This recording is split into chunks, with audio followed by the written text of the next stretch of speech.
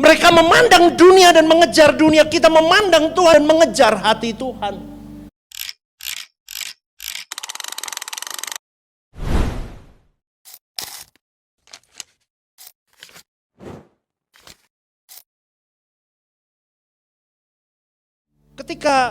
Ketika seseorang tidak mengenyam firman yang benar,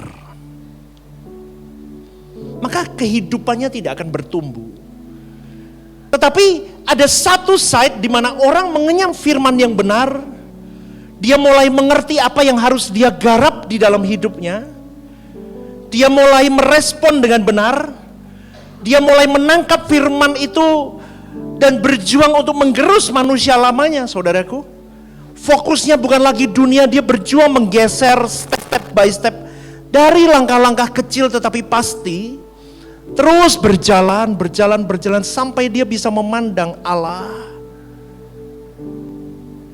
Dan dia mengagumi karya Allah dalam hidupnya. Dan dia terangsang dengan apa yang menjadi kehendak Allah dalam hidupnya. Maka orang itu, saya mau kasih tahu saudaraku, orang sudah sampai di level itu, dia akan mulai sampai pada satu kawasan hidup yang tidak diingini orang dunia, yaitu apa? Kesepian.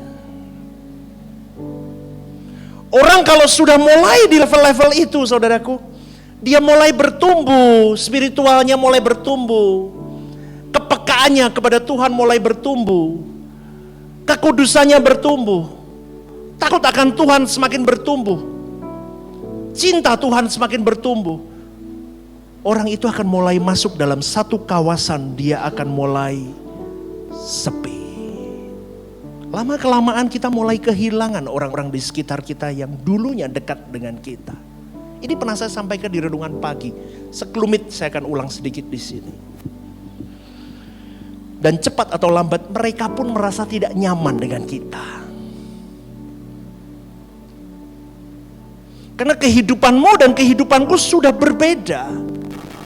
Mereka memandang dunia dan mengejar dunia. Kita memandang Tuhan dan mengejar hati Tuhan. Beda. Itu sudah dua dunia yang berbeda. Meskipun kita hari ini masih tinggal di dunia yang sama, tetapi fokus kita sudah berbeda. Dan kita mulai tidak punya banyak teman, saudaraku. Bahkan sampai di titik tertentu kau tidak punya teman. Kau sendiri. Kenapa pastor? Karena kita tidak bisa lagi berkompromi dengan semua tipu daya muslihat dunia untuk berkompromi supaya aku diterima oleh dunia ini. Orang-orang yang sudah seperti itu, saudaraku, itu gejala bahwa orang-orang ini benar-benar bertumbuh di dalam imannya. Mengiring Yesus. Yesus gak cari follower. Dia cari perkenanan Tuhan. Maka kau dan saya hari ini harus semakin tahu bahwa kalau hari ini kau ditinggalkan banyak kawanmu, karena pengiringanmu akan Tuhan, karena hidup kudusmu, karena tekadmu untuk tidak, aku gak mau berkompromi dengan dosa. Maka kau akan semakin dewasa rohani. Kau semakin tidak bercacat di hadapan Allah. Dan dengar baik-baik saudaraku. Orang yang lurus di hadapan Tuhan akan dizolimi oleh dunia. Amin. Amin. Kenapa? Karena hidupmu mengancam kedamaian mereka. Pola berpikirmu mengancam kesejahteraan mereka.